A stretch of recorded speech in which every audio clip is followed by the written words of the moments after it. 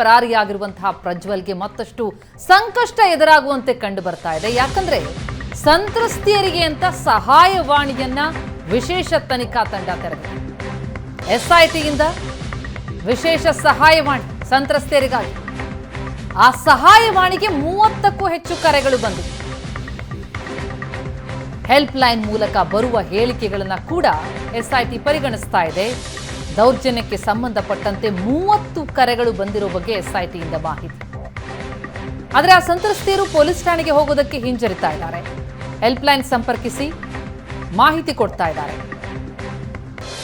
ಮಾಹಿತಿಯನ್ನ ನೀಡಿ ಎನ್ನುವ ಮನವಿಯನ್ನು ಅಧಿಕಾರಿಗಳು ಮಾಡ್ತಾ ಇದ್ದಾರೆ. ಅಧಿಕಾರಿಗಳನ್ನ ಸಂಪರ್ಕಿಸೋದಕ್ಕೆ ದೂರು ನೀಡೋದಕ್ಕೆ ಸಹಾಯವಾಣಿ ನಂಬರ್ ಕೊಡಲಾಗಿದೆ.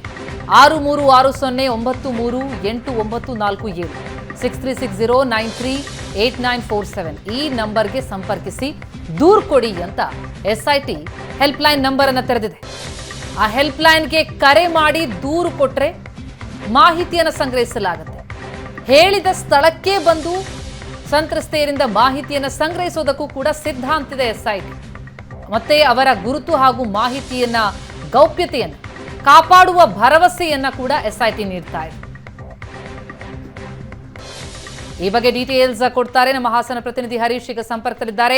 ಹರೀಶ್, ಪ್ರಜ್ವಲ್ ವಿರುದ್ಧ ಆರೋಪದ ಮೇಲೆ ಆರೋಪ ಕೇಳಿ ಬರ್ತಾ ಇತ್ತು. ಈಗಾಗಲೇ ಎಫ್ಐಆರ್ಗಳು ಕೂಡ ದಾಖಲಾಗಿರೋದನ್ನು ನೋಡ್ತಾ ಇದ್ದೀವಿ. ಆದರೆ ಅದಕ್ಕಿಂತಲೂ ಇನ್ನೂ ಜಾಸ್ತಿ ಮಂದಿ ಇಲ್ಲಿ ಸಂತ್ರಸ್ತೆಯರಿದ್ದಾರೆ ಎನ್ನುವಂತಹ ಮಾತೇನಿತ್ತು, ಅದಕ್ಕೆ ಪುಷ್ಟಿ ಕೊಡುವಂತಿದೆಯಾ? ಈ ಹೆಲ್ಪ್ ಲೈನ್ಗೆ ಬರ್ತಾ ಇರುವಂತಹ ಕರೆಗಳನ್ನ ನೋಡ್ತಾ ಇದ್ರೆ ಏನ್ ಹೇಳ್ತಾ ಇದೆ ಎಸ್ಐಟಿ? ಈ ಬಗ್ಗೆ ಮಾಹಿತಿ ಏನ್ ಸಿಗ್ತಾ ಇದೆ?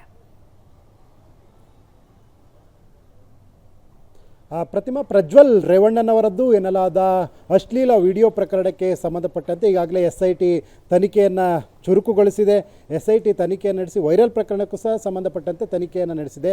ಈ ನಡುವೆ ಸಂತ್ರಸ್ತೆಯರು ಯಾವುದೇ ರೀತಿಯ ಭಯ ಪಡದೆ, ಅಂಜಿಕೆ ಪಡದೆ ನೇರವಾಗಿ ಬರೋದಕ್ಕೆ ಪೊಲೀಸ್ ಠಾಣೆಗೆ ಹೆದರುವ ಹಿನ್ನೆಲೆಯಲ್ಲಿ ಈಗ ಹೆಲ್ಪ್ಲೈನನ್ನು ಎಸ್ಐಟಿ ಮಾಡಿತ್ತು. ಆ ಹೆಲ್ಪ್ಲೈನ್ಗೆ ಆಶ್ಚರ್ಯಕರ ರೀತಿಯಲ್ಲಿ ಕರೆಗಳು ಬಂದಿದೆ.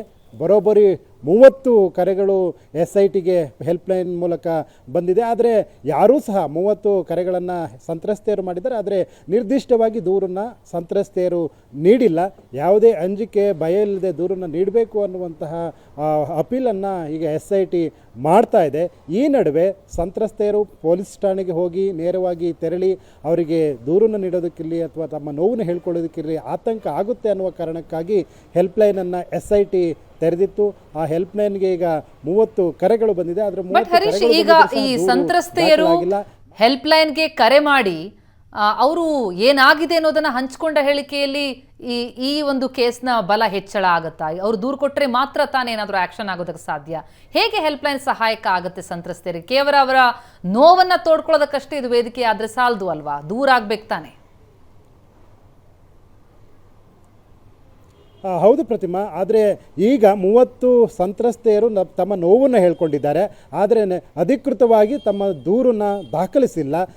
ಪ್ರಜ್ವಲ್ ರೇವಣ್ಣನಿಂದ ಲೈಂಗಿಕ ದೌರ್ಜನ್ಯವನ್ನು ನಡೆಸಲಾಗಿದೆಯಾ ಅನ್ನುವುದರ ಬಗ್ಗೆ ಒಂದು ಮಾಹಿತಿಯನ್ನು ಹಂಚಿಕೊಂಡಿರುವ ಒಂದು ವಿಷಯ ಸಿಗ್ತಾ ಇದೆ. ಆದರೆ ನಿರ್ದಿಷ್ಟವಾಗಿ ದೂರನ್ನು ದಾಖಲು ಮಾಡಿಲ್ಲ.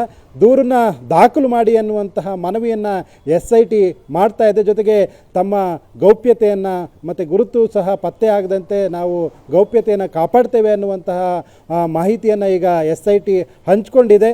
ಒಂದು ಭವಿಷ್ಯ ಎಸ್ಐಟಿ ಹೆಲ್ಪ್ಲೈನ್ಗೆ ಮತ್ತೆ ಸಂತ್ರಸ್ತೆಯರು ಈಗ ಬರೀ ಕರೆಗಳನ್ನು ಮಾಡಿದ್ದಾರೆ. ನಿರ್ದಿಷ್ಟವಾಗಿ ದೂರನ್ನು ದಾಖಲಿಸಿದ್ದೆ ಆದರೆ ಪ್ರಜ್ವಲ್ ರೇವಣ್ಣಗೆ ಮತ್ತೊಮ್ಮೆ ಸಂಕಷ್ಟ ಎದುರಾಗುವ ಸಾಧ್ಯತೆ ಇದೆ.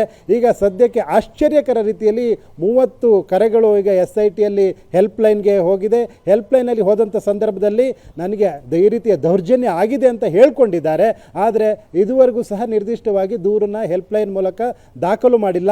ಯಾವುದೇ ಭಯ ಇಲ್ಲದೆ, ಯಾವುದೇ ರೀತಿಯ ಸಂಕೋಚ ಇಲ್ಲದೆ, ಜೊತೆಗೆ ನಿಮ್ಮ ಜೊತೆ ಸರ್ಕಾರ ಇದೆ, ಜೊತೆಗೆ ಎಸ್ಐಟಿ ಇದೆ, ಯಾವುದೇ ರೀತಿಯ ಆತಂಕಕ್ಕೆ ಒಳಗಾಗದೆ ನಿರ್ಭೀತಿಯಿಂದ ದೂರನ್ನು ದಾಖಲಿಸಿ ಅನ್ನುವಂತಹ ಮನವಿಯನ್ನು ಮತ್ತೊಮ್ಮೆ ಈಗ ಎಸ್ಐಟಿ ಮಾಡಿದೆ.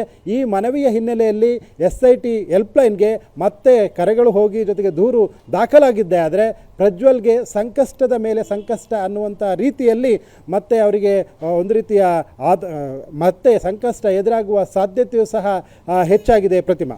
ಅಂದರೆ ಈಗಾಗಲೇ 3 FIR ಆಗಿದೆ. ಆದರೆ ಈಗ ಬಂದಿರುವಂತಹ ಈ ಹೆಲ್ಪ್ಲೈನ್ಗೆ ಬಂದಿರುವ ಕರೆಗಳೇನಾದರೂ ದೂರಾಗಿ ಪರಿವರ್ತನೆಯಾದರೆ 30ಕ್ಕೂ ಹೆಚ್ಚು ಕೇಸಸ್ ಆದಂತ ಆಗತ್ತೆ ಪ್ರಜ್ವಲ್ ಮೇಲೆ. ಆಗ ಮತ್ತಷ್ಟು ಬಲ ಬರುತ್ತಾ ಈ ಪ್ರಕರಣಕ್ಕೆ ಅಂತ? ಹೌದು ಪ್ರತಿಮಾ, ನಿಜವಾಗ್ಲೂ. ಏಕೆಂದರೆ ಈಗ 30 ಸಂತ್ರಸ್ತೆಯರು ತಮಗೆ ಆಗಿರುವಂಥ ಅನ್ಯಾಯದ ಬಗ್ಗೆ ಕರೆ ಮಾಡಿ ಹೇಳ್ಕೊಂಡಿದ್ದಾರೆ. ಆದರೆ ಆಗಿರುವ ವಿಚಾರವನ್ನು ಹೇಳ್ಕೊಂಡಿದ್ದಾರೆ ಹೊರತಾಗಿ ಈ ಸಂಬಂಧಪಟ್ಟಂತೆ ಪ್ರಜ್ವಲ್ ವಿರುದ್ಧ ದೂರನ್ನು ದಾಖಲು ಮಾಡಿಲ್ಲ. ಹೀಗಾಗಿ SIT ಈಗ ಮತ್ತೊಮ್ಮೆ ಹೇಳ್ತಾ ಇರ್ತಕ್ಕಂಥದ್ದು, ನೀವು ದೂರನ್ನು ದಾಖಲು ಮಾಡಿ, ನಿರ್ಭೀತಿಯಿಂದ ದೂರು ದಾಖಲು ಮಾಡಿ, ತಮಗೆ ಆಗಿರುವ ಅನ್ಯಾಯವನ್ನು ಸಂತ್ರಸ್ತೆಯರು ಹೇಳ್ಕೊಳ್ತಾ ಇದ್ದಾರೆ. ಆದರೆ ದೂರನ್ನು ನೀಡೋದಕ್ಕೆ, ಕಂಪ್ಲೇಂಟನ್ನು ಮಾಡೋದಕ್ಕೆ ಪ್ರಜ್ವಲ್ ರೇವಣ್ಣನವರು ದೌರ್ಜನ್ಯ ಎಸಗಿದ್ರೆ ಅದರ ವಿರುದ್ಧ ದೂರನ್ನು ದಾಖಲು ಮಾಡೋದಕ್ಕೆ ಯಾವುದೇ ರೀತಿಯ ಭಯ ಬೇಡ. ನಿಮ್ಮೊಂದಿಗೆ SIT ಇದೆ, ಜೊತೆಗೆ ತಮ್ಮ ಗುರುತು ಪತ್ತೆಯಾಗದಂತೆ ಗೌಪ್ಯತೆಯನ್ನು ಕಾಪಾಡುತ್ತೆ ಅನ್ನುವಂತಹ ವಿಚಾರವನ್ನು ಸಹ ಈಗ ಮತ್ತೊಮ್ಮೆ SIT ಹೇಳಿದೆ. ತಮ್ಮ ಜಾಹೀರಾತು ಮೂಲಕ ಈಗ ಹೇಳ್ಕೊಂಡಿರ್ತಕ್ಕಂಥದ್ದು Pratima. Thank you so much Harish ತಮ್ಮೆಲ್ಲ ಮಾಹಿತಿಗೆ.